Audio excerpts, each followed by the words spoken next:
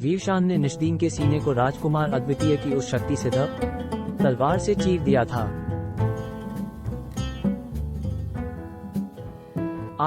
पर वहीं आरंभ अंशय भी अपनी अंतिम सांसें ले रहा था।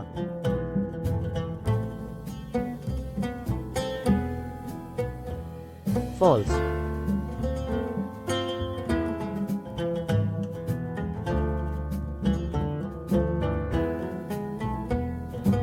हमें गर्व है कि हम तुम्हारे मित्र बन पाए। कभी यदि हम जन्म ले पाए तो तुम्हारे मित्र बनकर ही आएंगे। और ईश्वर ने यदि दूसरा जन्म न दिया तो कम से कम प्रेत बनकर ही तुम्हारे समीप रहेंगे। और अगले ही पल आरंभ के प्राणों ने उसका साथ छोड़ दिया। आरंभ,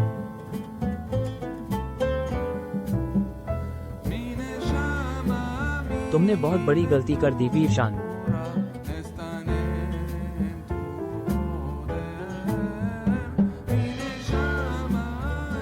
तुम शायद जानती नहीं, हमारे पूर्वजों का आशीर्वाद है इस तलवार में। यदि हम अपने ही परिवार के सदस्य को इस तलवार से मारेंगे तो श्राप हमें स्वयं को लगेगा। फॉल्स।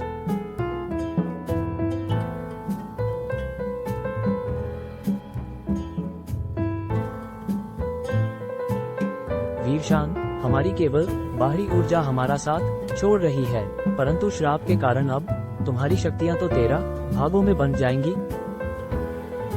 वीरशान, अब तुम चाह कर भी कभी राजकुमार अद्वितीय को नहीं जगा पाओगी, और तब तक वहाँ साचार्य और आरंभ के भाई अद्भुत छत्री अंकल भी आ चुके थे।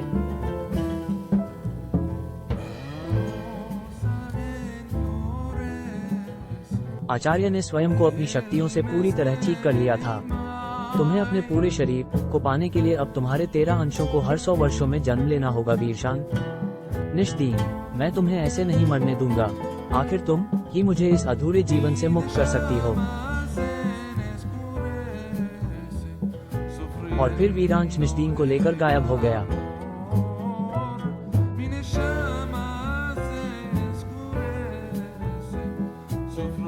वर्षान, तुमने अपने पूर्वजों का श्राप अपने सर क्यों ले लिया मेरी बच्ची?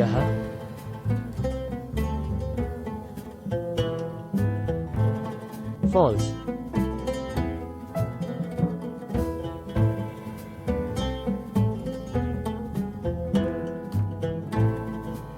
और फिर वीरशान के शरीर से 13 प्रकार की रोशनी निकली और वीरशान जमीन पर गिर पड़ी। आचार्य, क्या हम राजकुमार अद्वितीय को नहीं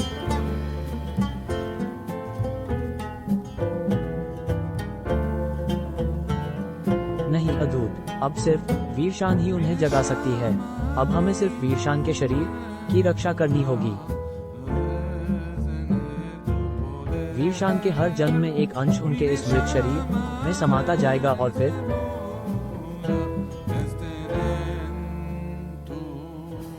अंतिम 13वें अंश के जन्म के बाद वीरशान का शरीर फिर जाग उठेगा।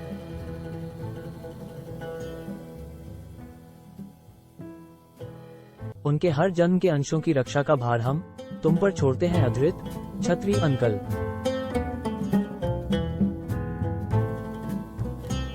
ये हार, लेखपत्र और तलवार हम यही हेबल वंश के पूर्वजों को अर्पित कर देते हैं।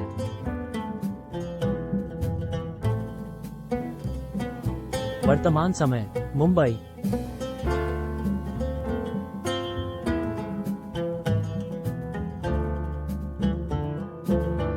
एकांशी अपने अंतर्मन से वापस आ चुकी थी। अपने अतीत को देख वो पूरी तरह आश्चर्य में थी।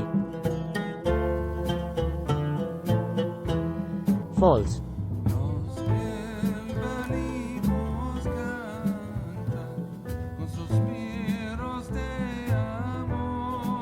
इसका मतलब मैं ही वीरशान का अंश हूँ और वीरशान का शरीर आज भी वहीं यूनिवर्सिटी में कहीं न कहीं रखा हुआ है और मुझे ही उसे जागृत करना है। हाँ मेरी बेटी, शायद तुम्हें तुम्हारे सारे सवालों के जवाब अब मिल गए। अब तुम्हारी ही बारी है। राज, हमें जल्द से जल्द वापस टाउन जाना होगा।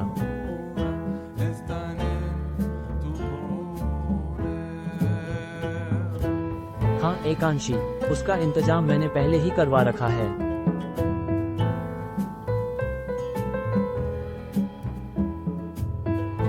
एकांशी और राज अपने टाउन के लिए निकल चुके थे, पर तभी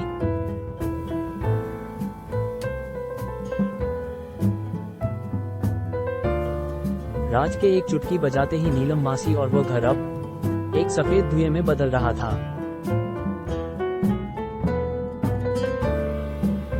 ए च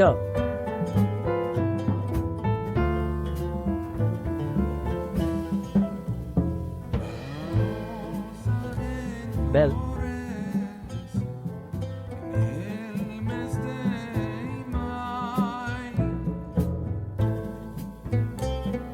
टट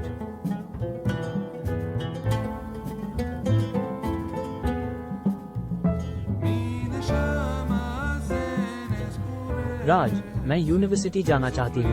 मैं चाहती हूँ तुम हमारे आने की खबर घर पर दे दो। MKJERSITY। ठीक है एकांशी।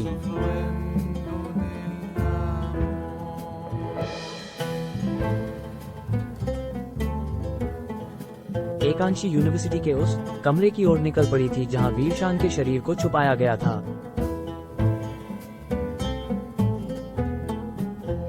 उधर राज कैफे में सबको अपने और एकांशी के वापस लौटने की खबर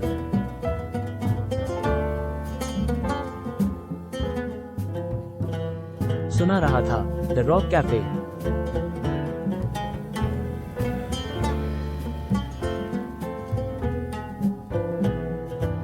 एकांशी कहाँ है फिर? वो कुछ परेशान लग रही थी। मुझसे कहा कि उसे यूनिवर्सिटी में काम है। वह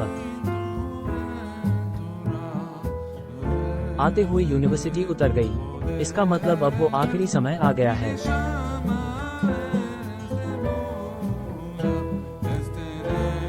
छतरी अंकल भी होश में आ चुके थे।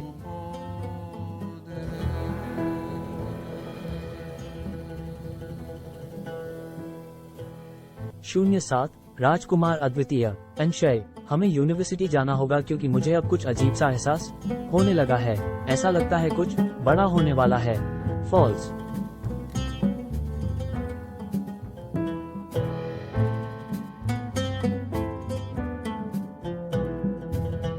हाँ जल्दी चलिए, कहीं एकांशी फिर किसी मुसीबत में न फंस जाए।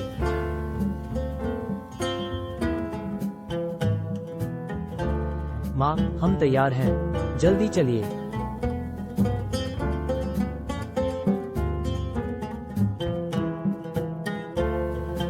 उधर एकांशी यूनिवर्सिटी के उस गुप्त स्थान पर पहुंच चुकी थी जहां गृह देव का मंदिर बना हुआ था।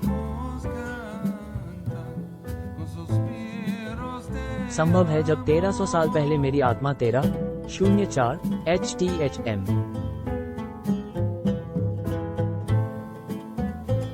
को भी उन्होंने यहीं कहीं छुपा कर रख दिया होगा। यानी मुझे वीरशान के शरीर को ढूंढना होगा।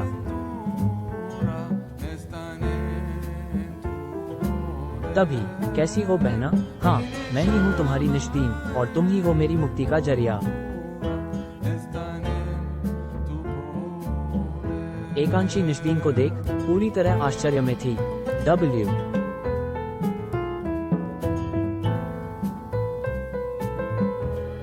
यानी तुम ही हो जो मुझ पर अब तक हमले करती आई हो। आखिर तुम ऐसा क्यों कर रही हो निष्दीन? क्या तुम्हें नहीं पता एकांशी, मेरी मुक्ति का साधन सिर्फ वीरशान के 13वें अंश से हो सकता है और वो अंश तुम हो। तुम्हारी शक्ति हासिल कर मैं मुक्ति पा जाऊंगी।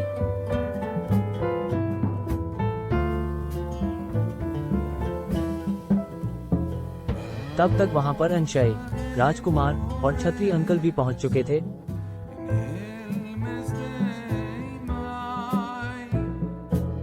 कितने वर्षों का इंतजार आज खत्म होगा एकांशी, तुम्हारी मृत्यु होगी और मेरी मुक्ति।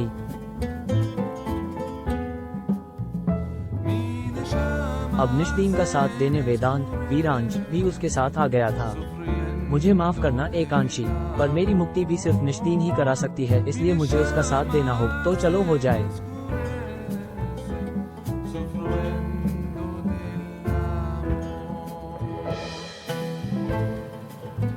एक बार फिर से घमासान। हाँ क्यों नहीं, इंतजार किस बात का। स्विद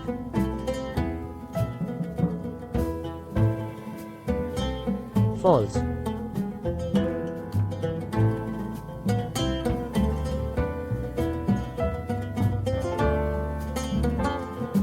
दिशूम।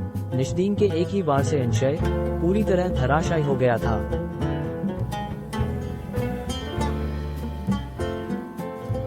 तुम इतनी शक्तिशाली कैसे हो गई निष्दीन?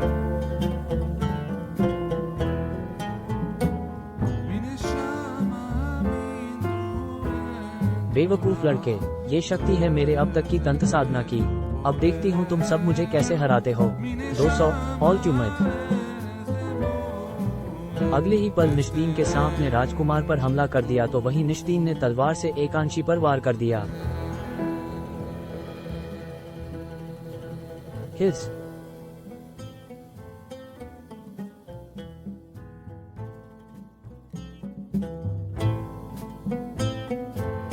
स्वा। तलवार ने बीच में आलप के क्षत्रिय अंकल का सीना चीर दिया।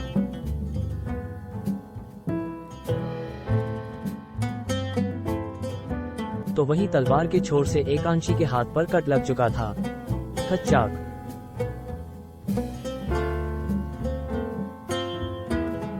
अब क्या मोड़ लेगी ये कहानी?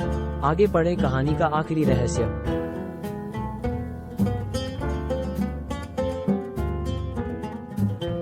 प्रेतों दुनिया।